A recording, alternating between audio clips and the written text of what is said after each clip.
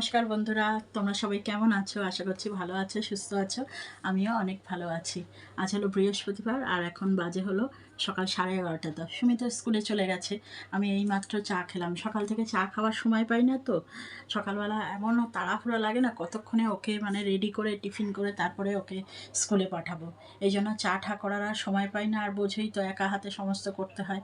তো এইমাত্র আমি চাটা খেলাম। চা খেয়ে এখন ভাবছি রান্না করবই বা কি, ফিল্টারে তো জল নেই। আমরা তো ফিল্টারের জলে রান্না করি। তো আজকে ফিল্টারের জলটা না শেষ হয়ে গেছে, বলতে ভুলে গেছি। আর একদম খেয়াল ছিল না। ওই জন্য এখন কি করব তাই ভাবছি, পুজো দিয়ে দেবো। আজকে তো বৃহস্পতিবার, পুজোরও একটু ঝামেলা আছে, নাকি রান্নাটা করব মাথায় আসছে না। তোর বাবা কতগুলো পুঁই শাক নিয়ে এসছে, এখন পুঁই শাক বানাতে হবে। আর ফ্রিজে রয়েছে পনির, তো পনিরের একটা তরকারি করব। তো ভাবছি কি করব, জল ছাড়া কি করে রান্না করব, জল ছাড়া রান্না হয়? দেখি কি করা যায়। চলো, তোমরা সারাদিন সঙ্গে থাকো আর দেখতে থাকো।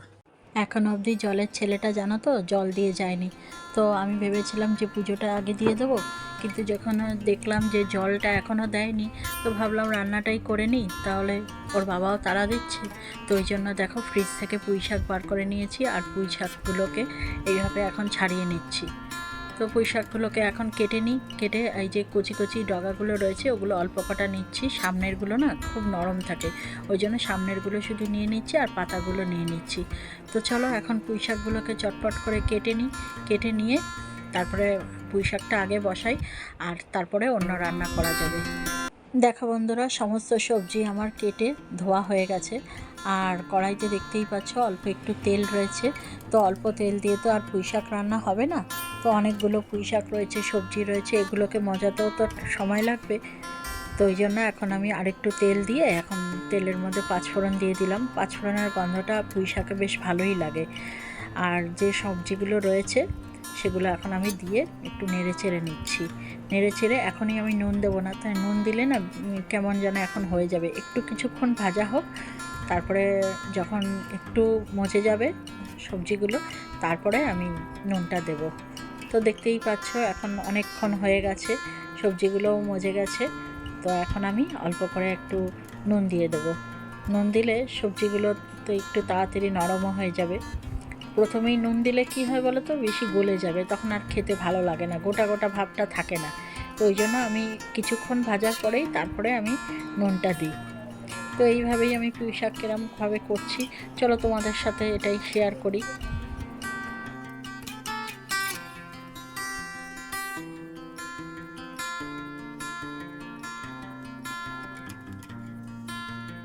তো দেখতেই পেলে কিছুক্ষণ নাড়াচাড়ার পর আমি একটু হলুদও দিয়ে দিলাম। আর কিছু দেবো না, আর কোনো মশলা দেবো না। দিলে দেওয়া যায় অনেক কিছু, কিন্তু যতটা কম দেওয়া যায় আমি অতটাই চেষ্টা করি। তো হলুদ দেওয়ার পরও একটু নুন দিয়ে নাড়াচাড়া করার পর এখন আমি এটা আবার চাপা দিয়ে দিলাম। আর এখন দেখি কেমন সিদ্ধ হয়েছে, সেই বুঝে পুঁই শাকটা এখন আমি এর মধ্যে দিয়ে দেবো। আর পুঁই শাকের মধ্যে যে এই যে ছোট ছোট কচি কচি যে ডগাগুলো দিয়েছি দেখতে পাচ্ছ, এগুলোও তো সিদ্ধ হবে। এগুলো যেহেতু আমি আগে সবজিগুলোর সঙ্গে দেইনি, তো আমি এই পুঁই শাক সমেত এখন আমি এর মধ্যে দিয়ে দিচ্ছি। দিয়ে কিছুক্ষণ নাড়বো, নেড়ে ছেড়ে আবার ঢাকা দিয়ে দেবো। এরকম ঢাকা দিয়ে দিয়ে রান্না করলে না বেশ সবজিগুলো খেতেও স্বাদ হয় আর ভালো করে সিদ্ধও হয়। তো চলো, এখন আমার সবগুলো সবজি দেওয়া হয়ে যাচ্ছে। তারপরে আমি নেড়ে ছেড়ে আবার ঢাকা দিয়ে দেবো, যাতে ওই ডগাগুলো খুব সুন্দর করে সিদ্ধ হয়ে যায়।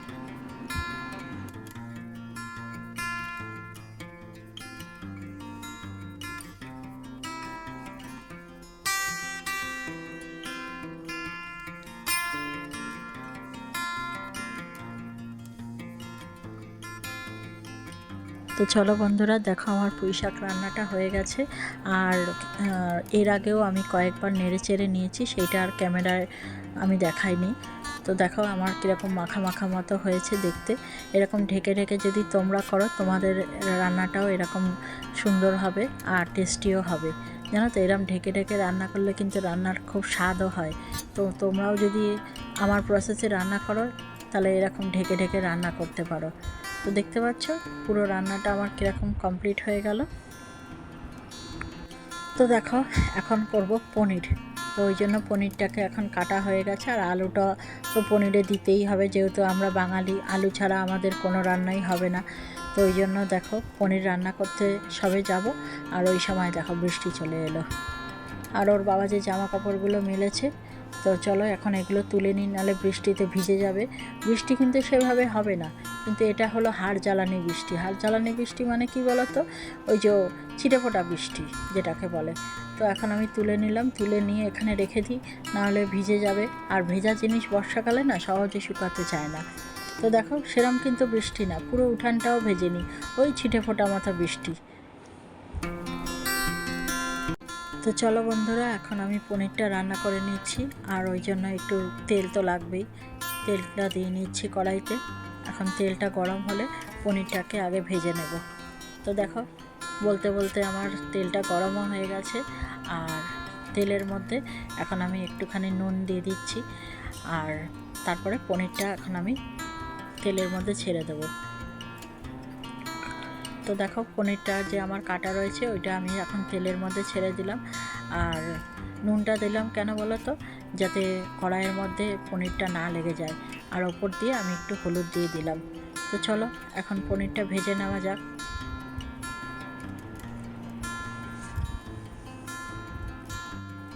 তো দেখো বন্ধুরা, এখন আমি পনিরটাকে একটু হালকা করে ভেজে নিচ্ছি, কারণ পনির তো বেশি ভাজলে না হার্ড হয়ে যায়, ওই জন্য পনির একটু হালকা করেই ভাজতে হয়। তো দেখো আমার পনিরটা প্রায় ভাজা হয়েই গেছে। এখন আমি পনিরটাকে তুলে রাখবো। আর দেখেছো কড়াইয়ের মধ্যে একটুও লাগেনি, যেহেতু প্রথমে নুন দিয়ে দিয়েছি তাই। তো চলো এখন পনিরটাকে তুলে নিই।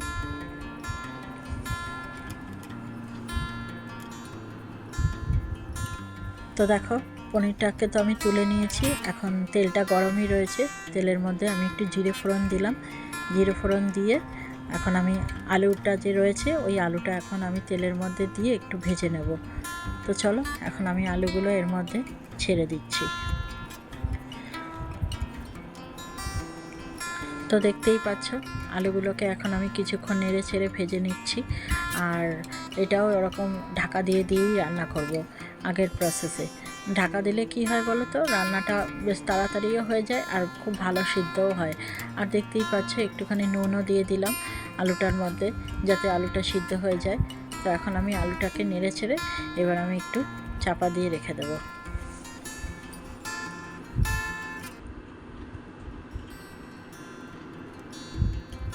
দেখো বন্ধুরা, আলুটা কিছুক্ষণ ভাজার পরে দেখছি আলুটা বেশ কিছুটা নরম হয়ে গেছে। তো এই পর্যায়ে আমি এখন টমেটোটা এর মধ্যে দিয়ে দিলাম। প্রথমে ভেবেছিলাম যে এটা আমিষভাবে করব, যেহেতু আজকে মঙ্গলবার না। তো তারপরে দেখলাম কি, ভাবলাম যে না, পনিরটা না নিরামিষভাবে করলেই ভালো লাগে। তো তারপরে আবার ডিসিশানটা চেঞ্জ করে নিলাম। চেঞ্জ করে নিয়ে এরকম নিরামিষভাবেই করছি। তো যেরকম মশলাগুলো দেয় দেখতেই পাচ্ছ, হলুদ, তারপর জিরে গুঁড়ো আর কাশ্মীরি লঙ্কার গুঁড়ো, সব মশলাগুলো দিয়ে দিলাম। আর যাতে পুড়ে না যায় একটু জলও দিলাম। এখন জল দিয়ে মশলাটা এখন খুব ভালোভাবে একটু কষিয়ে নেব। কষিয়ে নিয়ে তারপরে পনিরগুলো এর মধ্যে অ্যাড করে, তারপরে একটু নামাবার আগে মিষ্টি দিয়ে আর গরম মশলা দিয়ে নামিয়ে নেব। তো দেখতেই পাচ্ছ ঠিক অল্প অল্প করে জল দিয়ে ভালো করে এখন কষিয়ে নিচ্ছি।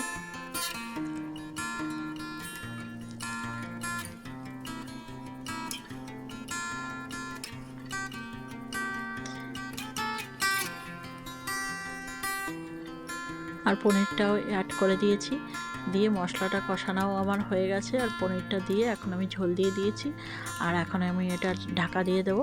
এটা আস্তে আস্তে হতে থাক। তো চলো, রান্না বান্নার কাজ সেরে, জামা কাপড় কেচে ধুয়ে সমস্ত কাজ সেরে স্নান করে একদম সোজা চলে এসেছি একদম নিরিবিলি পুজো করতে। তো এই নিরিবিলি পুজো করাটাই ভালো। তো ওর বাবাকে দেখো এর মধ্যে এখন খেতেও দিয়ে দিয়েছি, আর ওর বাবা খেয়ে শুয়েও পড়েছে। তো চলো এখন আমি শান্তি মনে পুজোটা করি। তো আজকে যেহেতু বৃহস্পতিবার একটু সময় বেশি লাগবে, ওই জন্য লাস্টে করাই ভালো। প্রথমে ভেবেছিলাম যে করব, তারপরে ওর বাবা বলল যে কালকে আমার রাত্রে একটু ঘুম হয়নি, তো ঘুমাবো, তো এই রকম টেনশন নিয়ে না পুজো করা যায় না। তো পুজোটা ওই জন্য লাস্টেই বসালাম। তো আজকে দেখো পুজো করতে গিয়ে একটু ঠাকুরকে একটু আমও দিয়েছি। তো আজকে আম দিয়ে লক্ষ্মী পুজোটা করছি। আর এদিকে দেখো ঘটও বসিয়ে দিয়েছি, দেখতেই পাচ্ছ। তো চলো এখন ঘট বসিয়ে ঠাকুরের কাছে প্রার্থনা করছি যেন সবাই ভালো থাকে, সুস্থ থাকে, এই কামনাই করছি।